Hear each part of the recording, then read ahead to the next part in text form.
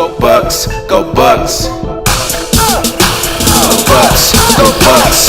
First and goal, we gotta tough it out. Get in the end zone and call a hot route. O-line of beast, might win the streak and have Humphreys run right underneath. You know it's Bucs ball, we got the hardest D. Bring the pressure to the QB, you know it's routine. We got hard grease. Welcome to Tampa, welcome to Tampa. Go Bucs, go Bucs. Reppin' for my team. Go Bucs, go Bucs. You know we want the ring. Go Bucs, go Bucs.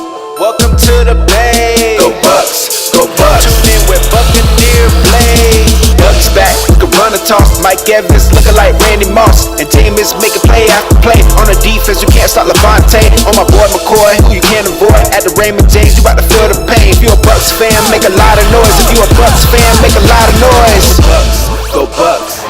Can you feel that thing that's oozing out your doggone hand? That thing that's beating your doggone chest right now. Can you feel that? Can you feel what's about to happen on this field, man?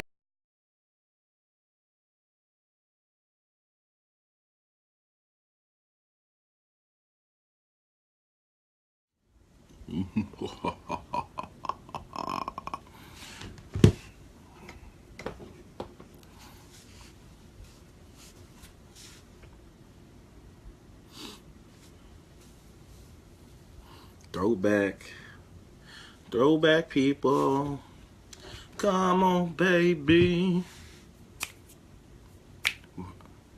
It's a singing thing now. Get a little rapping thing going for each show, before everybody gets in the room. Welcome back to the show. Welcome back to the show. There's nowhere else to go. Monday night will be later, and we'll be bringing some flavor. I don't know. Maybe I gotta write some lyrics. Anywho, give me a second. Wait for everything to, run its course. With these live streams, sometimes lag plays into effect.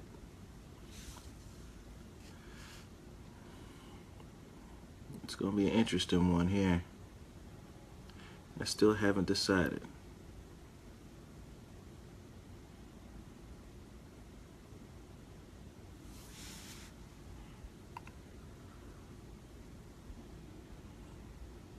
Welcome back to the Flame. Anyway, let's get rolling. Welcome back, everybody, to another edition of Live Stream with your host, Buccaneer Blake, with BUCNBLAKE Sports. Now, this was a game that, like I said, wasn't like last week where I didn't know what was going to happen. This was a game that I thought we could win. This is a game that, when I look at injuries and all that stuff, I look at pivotal parts where we're strong at. And this was a game I thought we were strong at. Chargers don't really have any huge threat receiver that could hurt us. I thought corners would match up against the receivers. Again, you're not playing against a 6'5" Julio Jones. You don't have Keenan Allen. You have Travis Benjamin. And you have other players, that we match up. Much like Seattle was. Like I said, pound for pound with receivers versus corners was a fair matchup. As far as the defensive standpoints, and I think Mike Smith has done a good job, taking advantage of matchups that are in our favor, give and take our defensive roster and our offensive roster. Both sides have been doing a good job pairing up. But let's go into the boring stuff. Well, I ain't gonna call it boring. Just going through the stats and the stuff that you didn't know or you already knew. Bucs won 28-21 in San Diego. Like I told people I was talking to before the game that we fared well against San Diego before. We beat them at home. That's where Leonard Johnson had his breakout game against the Chargers, and we won at home. Now we went to San Diego, and we pulled out the win in San Diego in a nice fashion, and it's a good win. Finding ways to win are better than finding ways to lose. And sometimes in games where you come through, where you go through trials and tribulations, you come through with a win. It helps build camaraderie in the locker room. So with that being said, Jameis Winston went 20 for 30 again. I think last week he went 27 for 30 or 27 for 20 for 27 last week, and now he's 20 for 30 this week. Both weeks he had one pick.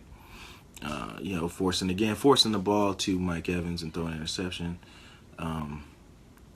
I just think sometimes, the defense expects you to try to force the ball there. I see Mike, when he does drag routes, he tells Winston to throw jump balls up. Winston's getting better at it, but he does take a lot of chances. That's why I told you before, I think he's going to have a career kind of like Brett Favre.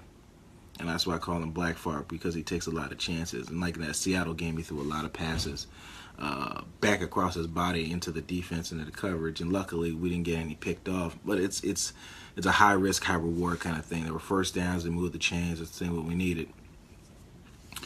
But he went 20 for 30, 1 touchdown, 1 interception.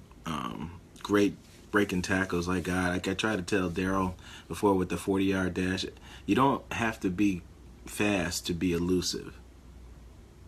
Yeah, you don't have to be fast to be elusive. As long as you can break tackles in the pocket, move your body and break away from it, that's really all you need. He's got enough speed to get first down. That's really you don't need 4-5 speed at the quarterback position. It helps, but you don't need it.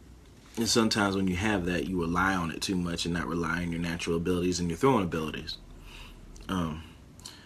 So Winston's on track again to throw for 4,000 yards. As I told you the week before, I think he needs 220 yards a game to reach the 4,000 mark again.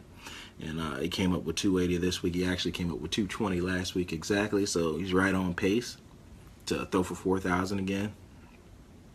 I have to look at the interception rate. I think he might be at where he was last year with interceptions. I know he's over the touchdown mark. He might be at where he was, though, last year for 15 picks, I think, already at the end of the season. I know everybody was ragging him at the beginning of the season because he might throw 30, 40 interceptions, but look where we are now.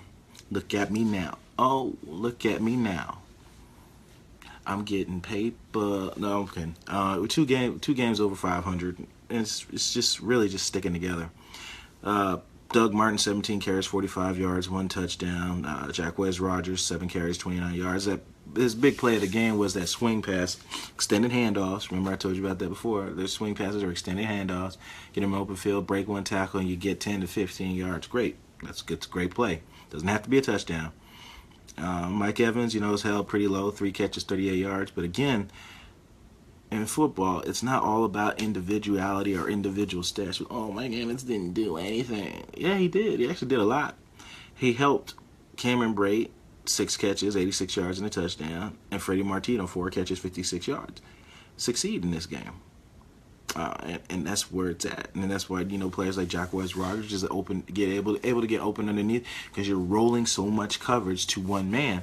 So now all the other players have to stay up, much like I have my arguments with Anthony, my arch nemesis, my Skip Bayless to Stephen A. Smith.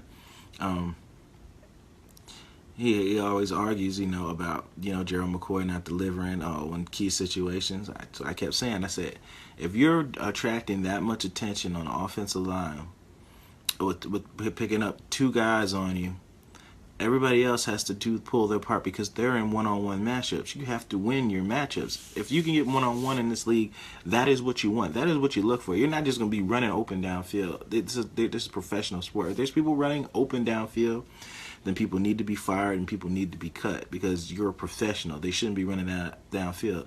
Getting beat and being in position is something different than just leaving people busted coverages. You don't spend all off season and studying, letting busted coverages happen. Now, Phillip Rivers, 15 for 26, 225 yards, 2 touchdowns, 2 interceptions. Melvin Gordon was his workhorse, 17 carries, 84 yards, no touchdowns.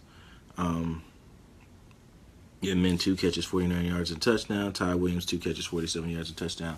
The Ty Williams touchdown on Brent Grimes, fish out of water. You can't let receivers running full speed at you and you're not moving at all. You're not going to be able to pull the gap fast enough, especially if the ball's thrown without being thrown behind, where the receiver has to slow down and get it, then giving you time to catch up.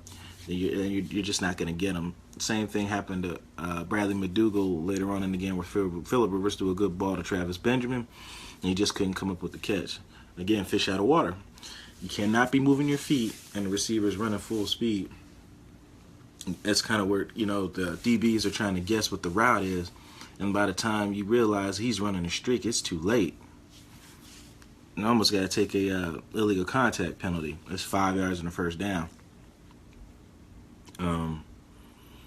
The defense came up big again, got pressure, continued to get pressure.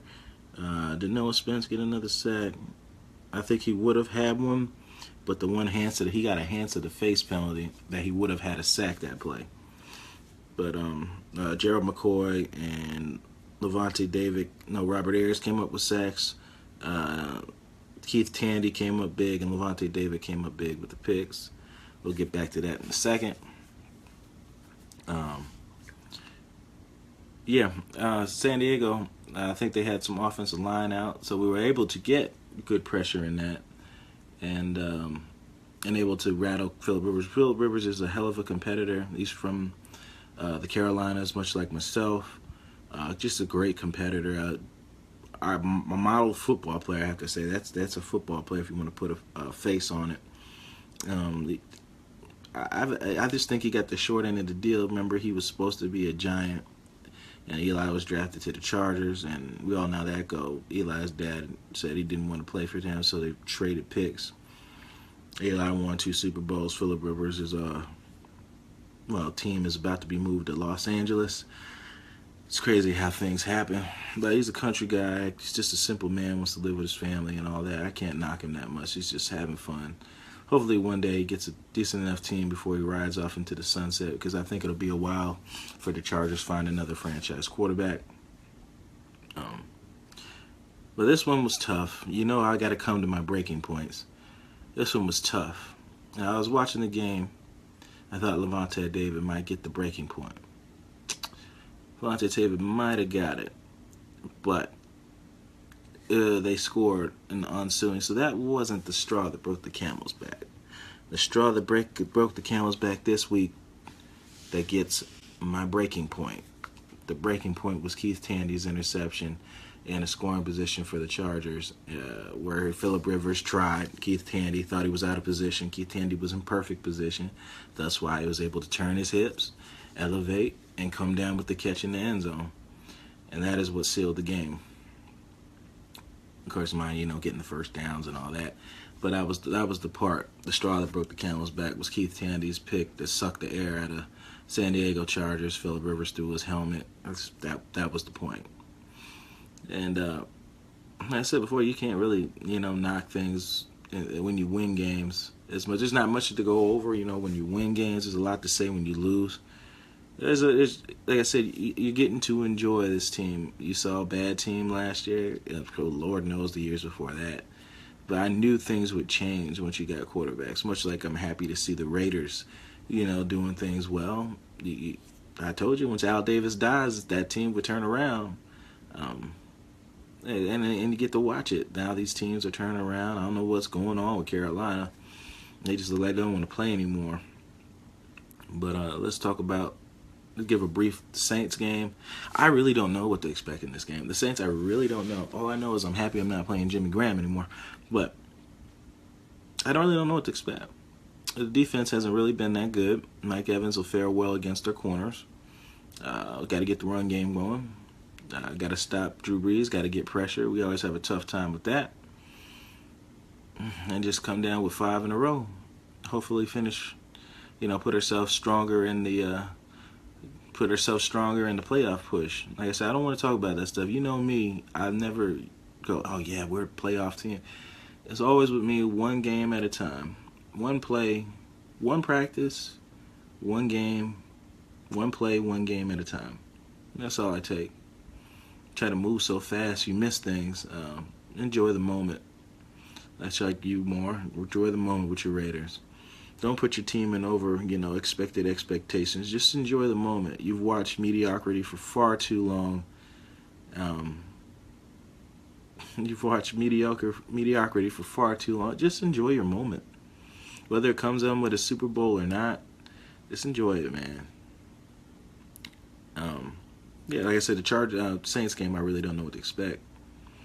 So I expect a win. I always expect that, but all right, let's go to Q&A and get off the Buccaneers and talk about other things in the league. Well, how about that Atlanta game? Good gracious. Eric Berry, 2 pick sixes, going for a 2-point conversion. Don't risk it, get the biscuit. You know what I mean? I can't be mad at you playing to win. I'd be mad at you trying to play not to lose, but I won't be mad if you playing to win. Because you're a grown man, you make decisions to win. 500 preseasons for 13 years, yeah.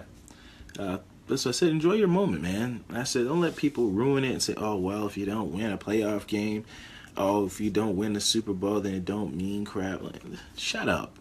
I said, first off, you're probably not even a real football fan. You're just a poll jocker. Enjoy, and I don't hate the Raiders. I don't hate really any team except for when we're playing them. And I don't hate them there. It's like a bittersweet thing.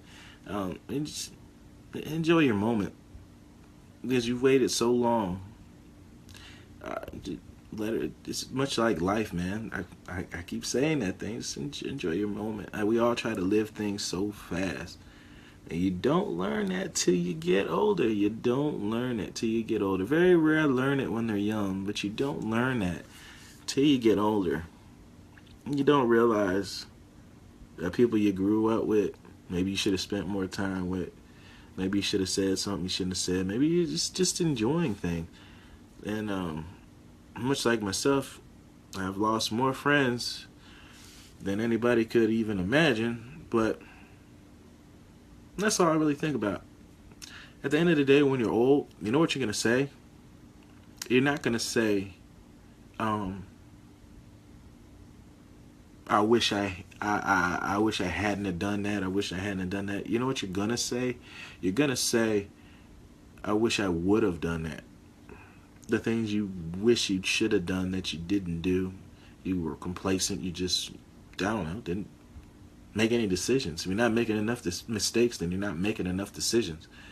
And that's why I try to stay up with the BUCNBLAKE thing, why I try to do so many things at one time, further in my career in the law field and stuff like that. You all get complacent and you have to knock yourself out of the funk.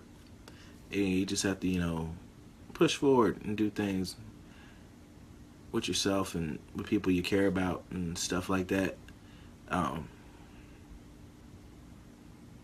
Yeah, I'm rambling on, but more what you were in your Raiders. It was a good game. Like I said, I wasn't even mad at the loss. It was a good game.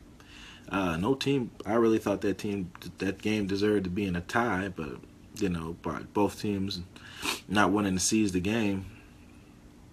The Raiders came away with the win. You guys are first in the division, I believe. Yeah. Carolina has no O-line. Cam is dodging bullets.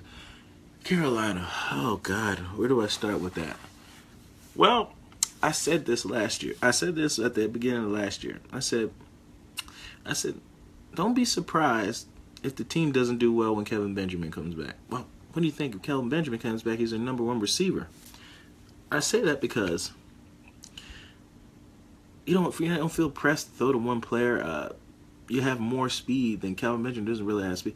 Kelvin Benjamin was a kind of an overweight receiver to begin with. And he lay a knee injury, and if he doesn't train well, he's going to get fat. And he might actually turn into yes, I'll get to that, Billy. He's going to turn fat. And then he might turn into a tight end. Greg Olsen was picked up as a wide receiver to Miami Hurricanes back when he was in college, and he converted to tight end, probably for that same reason. Put on a little weight that you can't get off because you're not really a receiver. You're a big guy, and you're young at that age, and metabolism running 1,000 miles an hour. You can sustain a smaller weight, which I think with him getting injuries and stuff, he's going to start packing on weight, and he might have to change positions, maybe to an H-back, Aaron Hernandez type player. But I think he takes away the speed that they had before. Philly Brown's hands were questionable. Teddy Ginn's hands was questionable. The receivers they had, were questionable, but they were fast. They could create separation. All they had to do was come up with the catch. And then with Cam Newton scrambling and buying more time, and Greg Olsen, of course, doing his thing, buying more time, it was working. And now you add him to the equation. It changed up things a little bit. And I kind of saw that coming prior.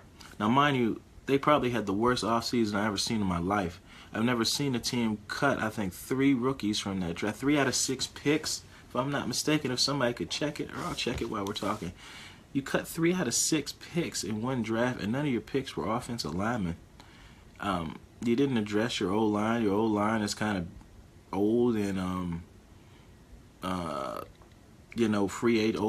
old hype draft picks, Michael Orr and stuff like that. And your right tackle, had a confidence.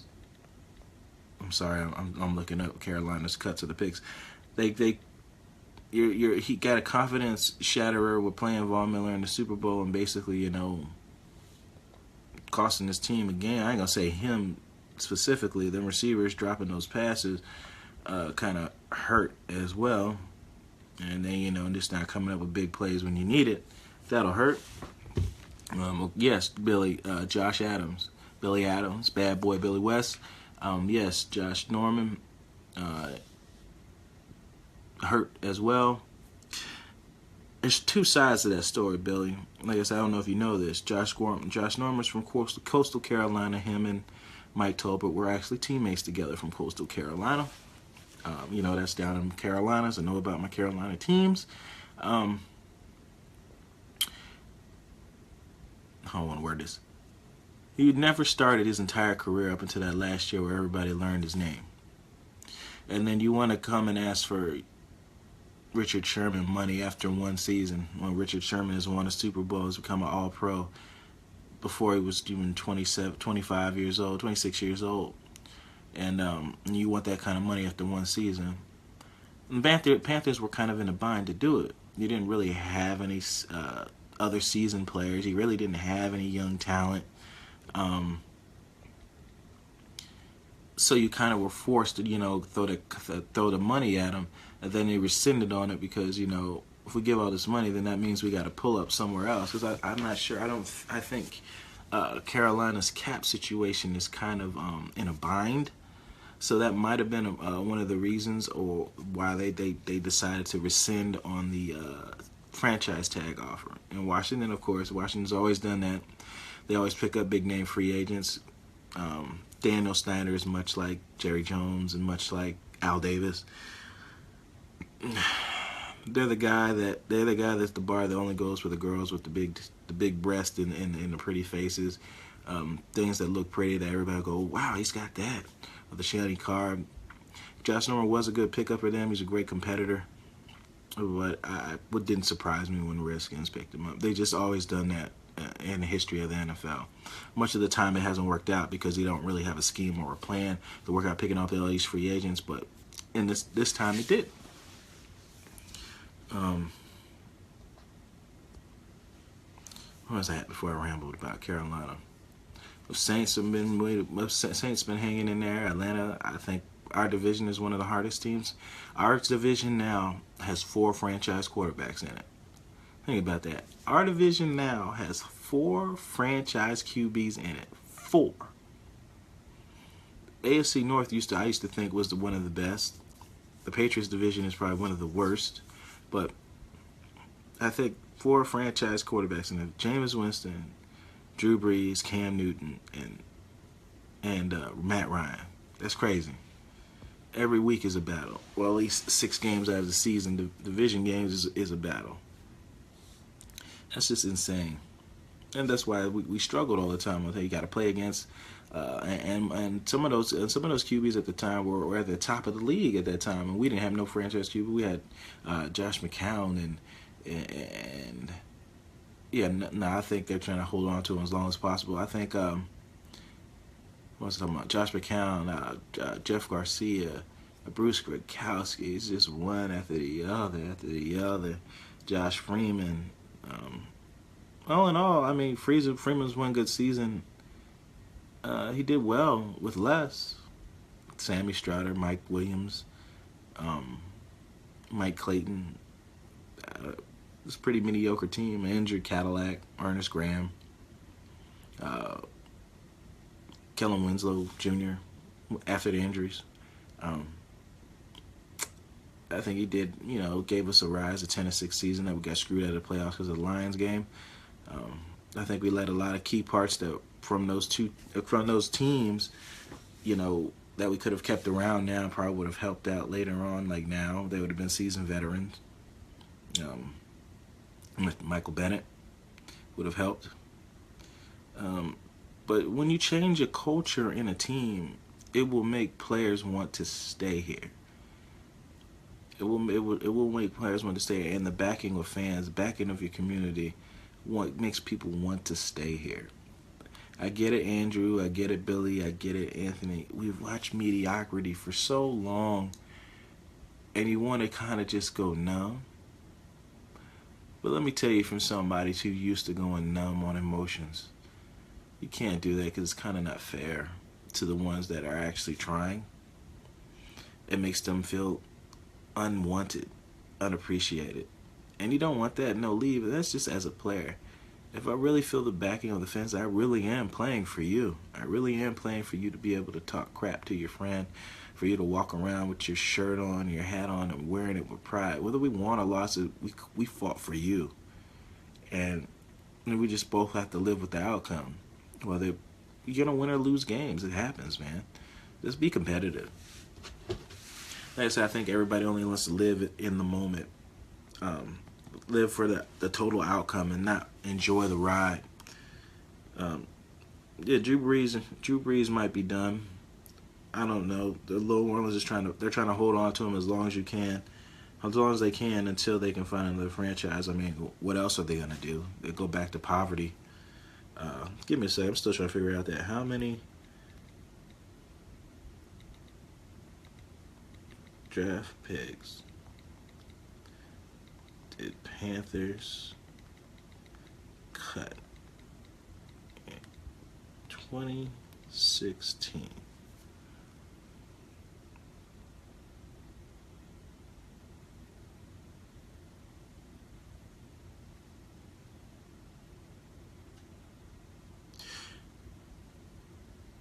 The Panthers had only 5 picks in this year's draft, but only kept 3.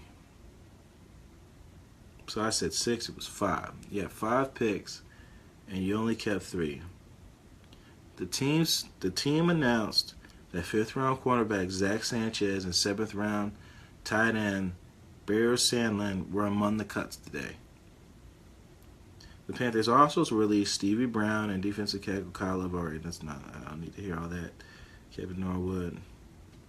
So yeah, there you have it. And that sums up your offseason. You did nothing with your O-line. The receivers are still mediocre. You let Steve Smith go 2 years ago. Look, think about where you would have been if you kept Steve Smith. Why? Why get rid of him? Because he has a fighting mentality. He has a winner mentality. Yeah, he has a lip, but at the end of the day, he'll be a Hall of Fame wide receiver. One of my favorites, to be quite frank. Awesome receiver. Awesome. 5'9", awesome receiver. Yes, they released him later on in season as well, Billy. You're right. Absolutely right. Awful off season. One of the worst. And it shows. Which is lucky for us coming week 16. By that time, they might be playing all backups, and we might get an easy win. Because they come here to play us. Might work out in our favor. If they checked out for the season, ready for the off season. So it actually might work in our favor. I hope they continue to play like shit. Because whatever's going on in that team is just not good. There's some type of cancer, some type of sickness inside, and it's plaguing out. Or it's plaguing out and plaguing in. When I mean plaguing out, plaguing in, meaning from the ups coming down to the team, or from the team coming out to the ups. It's one or the other. Hornets playing Dallas. You gotta check that out. I've rambled enough. I appreciate you guys watching me. For those who's gonna watch it later, check it out. I'm gonna post this. I still gotta post the Seattle game on there. I forgot to download the video to my phone to add it to my computer, but I'll do that. I'm gonna post both videos on YouTube later. Check me out. Tell your friends to check me out. Send me some emails. Check me out on social media. As always, thank you guys for watching. You're the master of everything. Well, and that's how we always do. You're the master of everything. You do with your life. What you do with it is entirely up to you. Thank you, guys. Yes, just beat Atlanta. Thank you guys. Thank you guys for always watching. Thank you guys for being there. Thank you guys for, for everything, man. You guys take it easy. And we still East Coast. Yeah. Whoa. You already know it's good morning. It's Snoop boy scaring niggas like a Ouija board. Seeing is believing, honestly, I can't see you boys. Best of the bay, I roll up and blow my verses away. They wanna know how I do it, they've been lurking for days. Still haven't figured a nigga out. Smoking out on the couch with real niggas, man, I feel like a scout. Cause all I do is trap bitches, train them up for you niggas. They come back every day and say they done with you niggas. I talk a lot of shit, but mean it in the best way. I don't fuck with you niggas, I read you like an x-ray. I can see a lot of bitch in you from your display. Watch the nuke drop from above versus DK. Your body like Miley Cyrus, nobody's just zombie virus. Mind you, I'm just a pirate, smoking get high like pilots. Man, a couple grand, I bury them in the sand. Son of Saddam, I'm bombing on niggas like it's Iran. Swoosh, yeah. I feel like Nike gave me a deal. I'm on the road, just cruising like 4 wheels. I'm a flywheel made of indestructible steel. My power can't be controlled. I'm undertaking your soul. My chokehold sick like catching a cold. Got that medication, good weed, will redefine gravitation. OG, I take off with no hesitation. I'm stacking up while you hating. And most women love me like fornication. I feel I'm real. I was on 22nd and late with the steel and some old. Saw the cops had to go. 40 seconds later, niggas rolled up, said you know. Snub nose to my dome, I was sweating the cold. Damn, I lost all my shit. My girl said get a grip, I lost all my grip. No hooks, nigga, look, if you leave your shit, I'ma take what you left, my 16s or this. It don't take much just to get your chick to strip, but that's another story. Had her on them blues, now I call her Dory. I'm on the corner with a 40 in a new category, it's new. Blow up the city and rebuild it. TV fitted, you know I killed it. Saw the house, the shit just got real and we just filmed it.